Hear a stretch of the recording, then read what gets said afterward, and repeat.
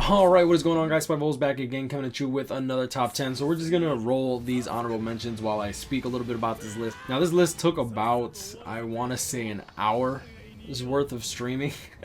We had about 40 people giving their input on who should be there, who should be in the honorable mentions, what should be where, and oh my gosh, was this list harder than the power one in terms of like power creep.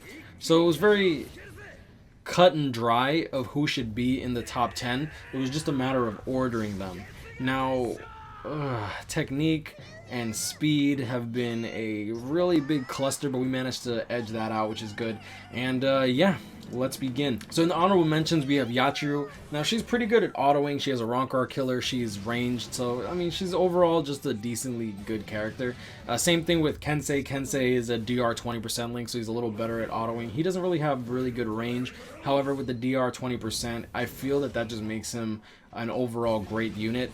Grimmjow, you know, aka Michael Jackson, I think that he's a good unit, but his range is a little faltering for what he needs to do.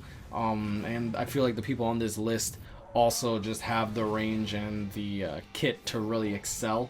Going into range, we do have Tenza. Tenza, being a strong attack, recharge, Soul Reaper killer with a full screen strong attack and special. Honestly, I feel like he still deserves to at least get mentioned. Just because Soul Reaper killers are very well, strong attack recharge, just because strong attack recharge Soul Reaper killers are very they're just a rare commodity. There are only 4 strong attack recharge tech units with frenzy. I will not acknowledge White Ichigo, don't even think about it. So yeah, that's why he's there. And last but not least, Dark Rukia. Now Dark Rukia, in my opinion, is actually a really good character, and the only reason that she's not higher on the list is because of her lack of versatility. That being said, I don't think that she's a bad character. She's also a strong attack recharge character with frenzy and Soul Reaper killer, which is definitely very good with weakening on all of her attacks, and the incredibly high value of her having the no affiliation, is that a thing? Allows her to be one of the most higher valued characters for floor 50 to get it done in under a minute with a casual playstyle. Alright, and 10th on the list, we have Fullbring Ichigo. Now, Fullbring Ichigo is almost 2 years old, guys. Like, he's about to stop nipple feeding sometime soon. Now, this character has weakened attack on his special, which is kind of a throwaway ability, but his stats are still incredibly good. Like, he has 721 spiritual pressure, which still stacks up for the characters nowadays. Now, keep in mind, his overall average stats aren't really that great, with 638 attack, 995 stamina. It's okay. 361 defense is relatively high in today's standards. He does have a long reach of 20%, so his nat is actually quite usable with a bruiser of 40% as well. He does have frenzy. He is hollow killer, so he is good for PvE. And on top of all that, he has a devastation of 40%. With a full screen strong attack 3 and special, you can't really go wrong with this character in a setting that requires high powered units or some safety. His strong attack 1 is a lunge, and his strong attack 2 still has some of the best range in the game. He's just overall a good unit. On top of that, he was literally made to last. Most of the characters that are actually good in today's standards have a full screen 3rd strong attack with a lunge strong attack 1. That's just how it is. And him having frenzy, honestly, I think characters with this setup, with a whole lunge strong attack 1, full screen strong attack 3, full screen special, with frenzy, with at least 700 spiritual pressure, most of those characters are going to excel. I think that that's just how the nature of the game has turned into. Honestly, it's kind of sad, and it takes away a lot of diversity. But realistically speaking, that's just how it's going to be until KLab decides to actually change up the formula. Alright, and 9th on the list, we have 1000 Year Blood War Byakuya. Now, this character doesn't really excel in any one particular point. 697 attack and 683 spiritual pressure are fairly balanced with each other. He does have a full stamina damage boost link, which is not necessarily a bad thing. Since he does have a bruiser of 30% and berserker 40%, the increased damage actually gets amplified. With a full stamina damage boost along with his bruiser of 30% and berserker 40%, he's really good under a hybrid type setting. He does have havoc 20%, which helps with his 1st and 2nd strong attack. His 3rd strong attack is full screen. His special is full screen along with bombardment and weakened defense, making him one of the best nukes in the game, only behind Unohana. He is a range range character, so he's able to protect himself with a barrier second strong attack along with protecting your teammates should you be doing co-op. And he does have an Arrancar PvE killer, which is incredibly good and crucial. With relatively high mags and his special, I think that this character is still made to last, and I think that even though he doesn't have Frenzy and Flurry, I definitely made a mistake by calling him one of the shafted characters. Now, 8th on the list, I'm not really too comfortable with her positioning here, but honestly, I'll give it to her.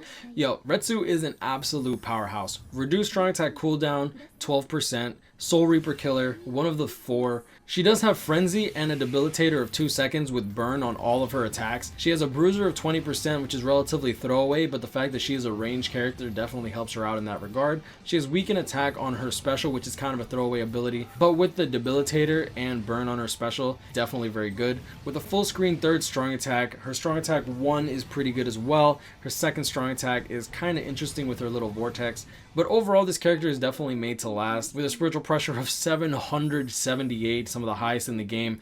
Relatively low attack, 634, lower than average for most characters with Frenzy. 1042 stamina is incredibly high as well, and holding a whopping 365 defense. She's just overall a good freaking character. Alright, and 7th on the list, and definitely one of my favorite characters, especially aesthetically, Spirit Society Grimmjow. Now, he is an Arrancar Espada with a killer of no affiliation. He'll be a lot better once there is more no affiliation content in the game. He is a strong attack damage 20% character with Frenzy, with weakening on all of his attacks, with debilitator of 5 seconds, devastation 40%, with his special is pretty much just like giving him bombardment since he has weakening. Not to mention a bruiser of 20% and a long reach of 20% just makes his NAD actually usable if you're trying to protect yourself after you're out of strong attacks. With a lunge, strong attack 1, and a full screen strong attack 3, this character is easily made to last with a whopping 774 spiritual pressure, the same as 1000 Year Blood War Kisuke, the same as Yoruichi, I believe, an attack of 642 and stamina of 1042. This character is just insane.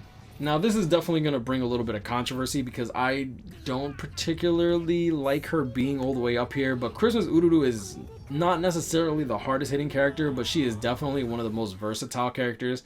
With the no affiliation, she's easily one of the better units to actually use for floor 50 in Senkaimon for clearing under a minute. She has 1018 stamina, 748 attack, which is nothing to scoff at. Unfortunately, she has a bruiser of 40% and a strong attack recharge link as her link. Not necessarily a bad thing because she is a team healer. She does have a hollow killer and she has a low SP of 614 and 352 defense. Nothing really too outstanding in the stats, but she does have a bruiser of 40%, berserker 30%, devastation 40%, and she does have debilitator for her full screen strong attack 3 that inflicts freeze, and her special that is also full screen and also inflicts freeze. So her freeze just lasts for a relatively long time. She has good range on her NAD. She's a ranged character in general, so her ability to actually auto inheritance zone I find actually incredibly valuable, which is the main reason that I actually wanted this character. Alright, and 5th on the list we have Tag Team Toshiro. Now, Tag Team Toshiro is an absolute powerhouse. 765 spiritual pressure. He does have a strong attack link along with Frenzy and debilitator of 5 seconds. He has freeze on all of his attacks. He doesn't have a full screen strong attack 3, which I would have liked personally, but he does have good range on his 2nd strong attack. He has okay range on his strong attack 1. His 3rd strong attack is a little bit lacking in my opinion, but his NAD is good. He does have long reach of 20%, bruiser 20%, devastation 40% makes his special even more usable. Pretty standard for a character with Frenzy, but that debilitator is incredibly crucial, especially for PvE content. I value freeze and stun incredibly highly in terms of versatility and usefulness. Making sure that the characters can't even attack back is always a good thing in my opinion. And him having Soul Reaper and a Arrancar killer makes him just that much more useful. Alright, and 4th on the list, 1000 Year Blood War Kisuke Unohana. Now, Kisuke is an absolute powerhouse. Unfortunately for him, he falters in the speed category. Honestly, this character for co-op is a must-have. Like, for Inheritance Zone, Extreme Co-op, Droplet Zone, if you're doing co-op, this character is an absolute must. He absolutely is critical when it comes to autoing, in my opinion. Being able to add 50% HP to your entire team should you die is insane. Now he is a Soul Reaper with strong attack recharge. He does have a Hollow Killer. He does have Frenzy. He has poison resistance, and he has devastation of 40% with a full screen special. His long reach and bruiser are 20% increase, which is good. His nat is relatively useful. In my opinion, I actually think that it's a good thing that his strong attacks take a while to actually pump out. He does have really high invincibility frames, and with his automatic team revival on his special, he's just a must-have. With a full screen third strong attack and a full screen special with the revival, this character is just an absolute must-have. Alright, and third on the list is a character that I honestly don't necessarily agree with, but I mean, I'll give it to them. This character is by far the best character for Guild Quest, in my opinion. Now, this character is an absolute must-have for anybody that does Guild Quest. I know plenty of people that pull her and use her just to feed her special, just so that she can actually nuke with her special. Her special doesn't necessarily nuke very well, in my opinion. She doesn't kill the boss. However, she does rock 725 spiritual pressure, 645 attack, 1007 stamina. On top of that, she does have an Arankar killer, which is incredibly good. She has Frenzy, Debilitator, and Poison on all of her attacks. On top of all that, she is a strong attack recharge 14% link. Like, that's insane. Along with a bruiser of 20%, she does have Sprinter and Long Stride, which is the reason that she is so highly valued. This character went from being good to great in the span of just 1 month after Guild Quest was released. I still can't believe like how much of a buff she got just because of content in the game, which is why I desperately want more content in this game. I want all these characters to get buffed just because new content comes out. Alright, and second on the list, and still my favorite character personally, you have to give it to Aizen. Aizen is by far one of the best characters in the game. With an affiliation of Soul Reaper and Hollow, that is a double-edged sword in terms of content. 623 attack, relatively low, but 753 spiritual pressure to make up for that. On top of that, he has a low stamina of 989. That being said, he does have an enhancer with his boost for his strong attack too, so he has a boost to his attack, defense, and focus for 33% for 20 seconds, which is honestly quite insane. He is a strong attack cooldown character. He's very good at autoing. He has a Soul Reaper killer. He has Frenzy if you want to build him that way. But with his enhancer, you can build him for Nad, you can build him for Sad, you can build him for Sar. You can literally do whatever the hell you want with this character, and he'll be good in almost every single build you put him in. With a long reach of 20%, a bruiser of 40%, his Nad is absolutely usable. Frenzy, devastation of 40%, which is pretty standard with a possibility of insta-killing with his special. The enhancer is just insane, and then on top of all that, he has a full screen third strong attack and special. His first strong attack is a lunge, his second strong attack has pretty good range, his nat is good, and oh man, yo, this character just overall, he looks good, he plays good, he's looking like a snack, and damn bro, I just want Inheritance Zone to come back so I can continue using him to auto. Alright, and number one on the list. Shigekuni Genryusa Yamamoto, one-armed version. Now this dude beat his meat a little too much and lost his hand, but it's okay. He's still one of the best units in the game. With a whopping 758 attack and flurry, this unit is an absolute monster. He's rocking 1013 stamina, which is incredibly good. He has Captain Killer, which is the best killer in the game for PvP. He's also a damage reduction link. He has long reach 20%. Berserker 40%. He doesn't have Bruiser, but he has Flurry, so that's okay. He also has a Debilitator of 2 seconds for burn on all of his attacks, which is honestly quite insane. It's really, I mean, it's Yamamoto, so it's kind of standard, but he does have Poise, which makes him that much better. He has a third strong attack with relatively good range, a second strong attack with pretty good range, and a first strong attack that actually keeps your enemies away from you should they be about to use their special. This character is incredibly good for Senkaimon because his special has a vortex built in, so you can actually nad down your enemies as their flesh burns from their face. This character is absolutely one of my favorite characters to play with, and he is an absolute monster and worthy of being worthy of the role of head captain. Alright, and number one, 1000-Year Blood War Shikai Ichigo. Yes, true Shikai Ichigo. And Yamamoto. Dude, Yamamoto. Yo, we debated. I'm not even gonna lie to you guys, we debated for a good like 10 minutes before deciding to just put them both as number one.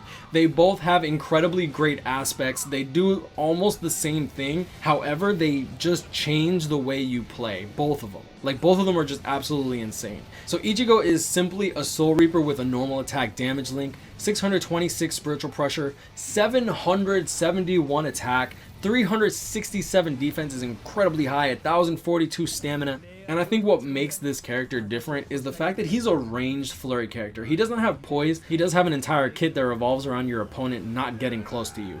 With his crawling vortex for a strong attack 2, with a strong attack 1 that has incredible range, a normal attack with really good range, I think that this character is just absolutely insane. He has a full screen third strong attack to guard break, his specials full screen as well, and the only reason that we decided to put these characters in the number 1 slot is because they both do pretty much the same thing in just a different way. They're literally two sides of the same coin. You have a melee character with burn on all of his attacks and poise and DR, while Ichigo is a range character. Despite not having poise, he does have higher mags and a normal attack damage link, so he deals more damage naturally.